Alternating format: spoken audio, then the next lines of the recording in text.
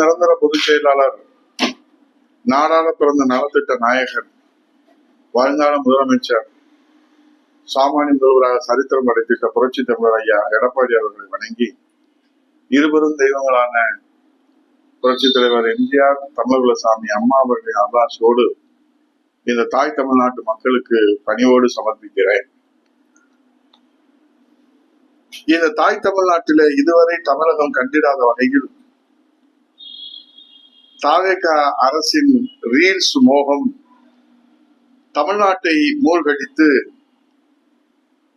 Real நிலவரம் கலவரமாக தமிழ்நாட்டிலே மாறிக்கொண்டிருக்கிறது.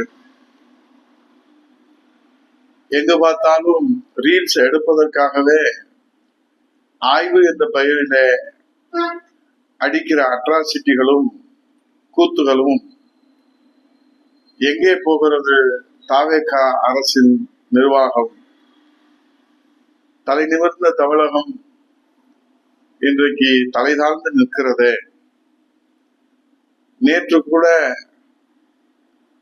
எங்கே சென்றாலும் தாவேகாவின் மைக் டைசனாக இருக்கிற அமைச்சர் ராஜ்மோகன் அவர்கள் கீழடியில ஆய்வுக்கு செல்வதற்கு முன்பாக சமணர் பலகையிலே போய் படுத்து ஆய்வு செய்த, எனக்கு தெரிந்து இந்தியாவிலே ஒரு அமைச்சர் இருக்கிறார்னா நம்ம அமைச்சர் ராஜ்மோகன் தான். ஏன்னா ரீல்ஸுக்கு படுத்து ஆய்வு செய்கிற அந்த காட்சி இதுவரை யாருக்கும் கிடைத்ததில்லை. அது அவர்களுடைய விருப்பம், அது மக்களுடைய மனசாட்சிக்கே நாம் விட்டு விடுகிறோம். ஆனால் தாய்மடி என்று சொல்லுகிற கீழடியிலே மாண்புமிகு அமைச்சர் ராஜ்மோகன் ஆய்வு செய்ததை ரீல்ஸ் போடுவதற்காக தாவேகனாவினர் ட்ரோன் மூலம் வீடியோ எடுத்துள்ளார்கள். ஆனால் இதை அமைச்சர் தடுக்கவில்லை. அவர் ரீல்ஸ் எடுத்தால் உங்களுக்கு என்ன, ட்ரோன் பறந்தால் உங்களுக்கு என்ன என்று நாம் கடந்து போய்விட முடியாது. ஏனென்றால் கீழடியில ட்ரோன் பரப்புவதற்கு ஏற்கனவே தடை விதிக்கப்பட்டிருக்கிறது. அப்படி அவசிய அத்தியாவசிய தேவையில ட்ரோன் மூலமாக நாம் வீடியோ எடுக்க வேண்டும் என்றால் உள்ளூர் காவல்துறை, தொல்லியல் துறை, விமான போக்குவரத்து துறை என்று இவர்களிடத்திலே முறையான அனுமதியை பெற்றுதான் மத்திய அரசு விதித்திருக்கிற இந்த தடையை எல்லோரும் கடைபிடிக்க வேண்டும். சட்டத்தின் முன் அனைவரும் சமம் என்பதை போல கீழடியிலே ட்ரோன் பறக்க தடை இருந்தும் தாவேகா கட்சியினரை யாரும் தடுக்கவில்லை.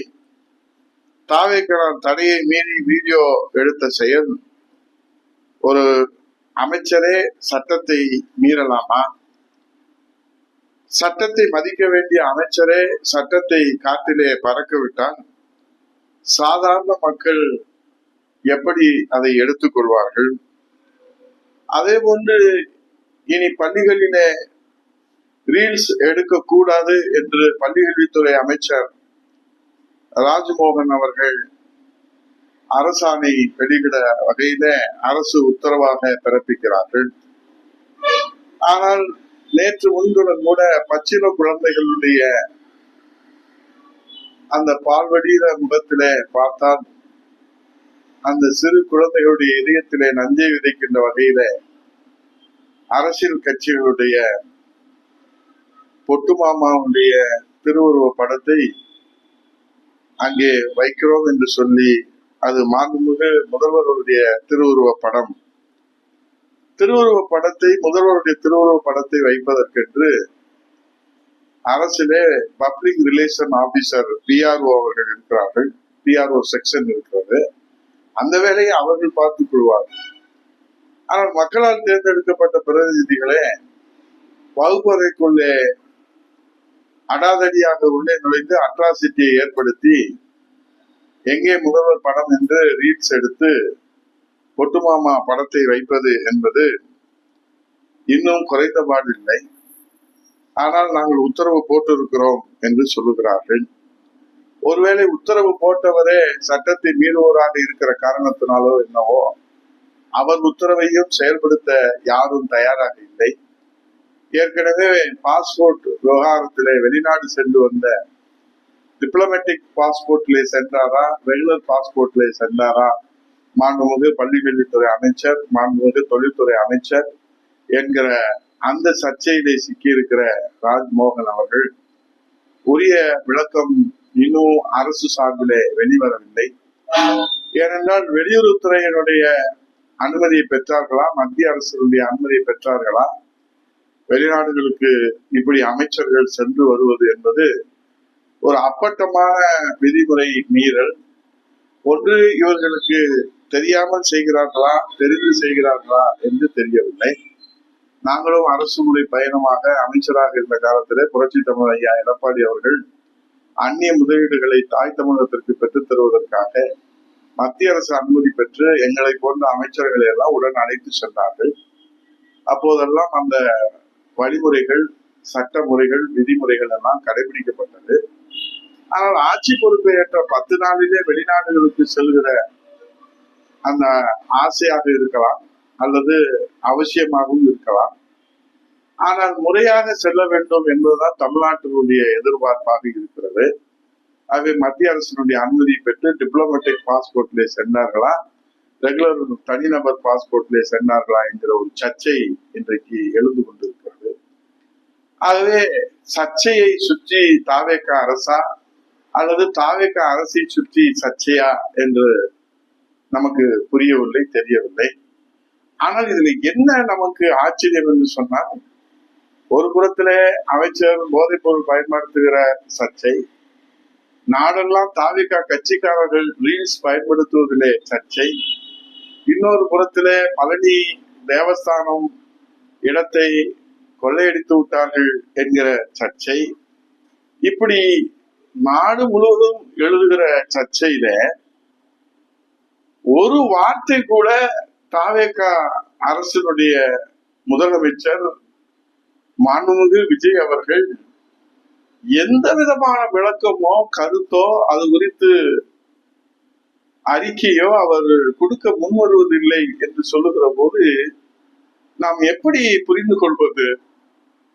என்ன நடந்தாலும் தலையில இடியே விழுந்தாலும், தமிழர்களுடைய தலையில இடியே விழுந்தாலும், தாய் தமிழ்நாட்டின் தண்ணீர் எல்லாம் முதல்வர் பச்சை தண்ணி கூட தருவதற்கு தயாராக இல்லை என்று எடுத்துக்கொள்வதா, அல்லது எது நடந்தாலும் அது அப்படித்தான் நடக்கும் என்று மௌனம் சம்மதத்துக்கு அறிகுறியா, அல்லது ஆய்வு செய்து நடவடிக்கை எடுக்கிறார்களா? எதுவுமே தெரியவில்லையே. இந்த 75 நாளில நாம் பார்க்கிறோம், கூட்டணி கட்சிக்குள்ளே அவர்கள் யார் தாவேகாவை தூக்கி பிடிப்பது என்பதிலே அடிக்கிற அந்த அட்ராசிட்டிக்கு மத்தியிலே தாவேகாவின் ரீல்ஸ் அட்ராசிட்டி முடிவுக்கு வருமா என்று காடு போடுவாரா நம் முதல்வர்? ஆகவே நாட்டிலே இருக்கிற பிரச்சனைகளுக்கெல்லாம் வாய் திறந்து பேசாத ஒரு முதல்வர் நாம் இப்போதுதான் பார்க்கிறோம். ஆகவே சிறையிலே மரணம் என்றாலும் சரி, விபத்திலே மரணம் என்றாலும் சரி, இடி விழுந்து மரணம் என்றாலும் சரி, வீட்டிலே மரணம் என்றாலும் சரி, நாட்டிலே மரணம் என்றாலும் சரி, கொள்ளையடிப்பதிலே மரணம் என்றாலும் சரி, கொள்கை காப்பதிலே மரணம் என்றாலும் சரி, எதற்கும் பதில் மௌனம்தான் என்பதை விஜய் அவர்கள் புதிய இலக்கணத்தை, புதிய அத்தியாயத்தை, புதிய மாற்றத்தை தொடங்கி வைத்திருக்கிறார். மாற்றம் நமக்கு, தமிழ்நாட்டு மக்களுக்கு பலம் தருமா? பொறுத்திருந்து பார்ப்போம்.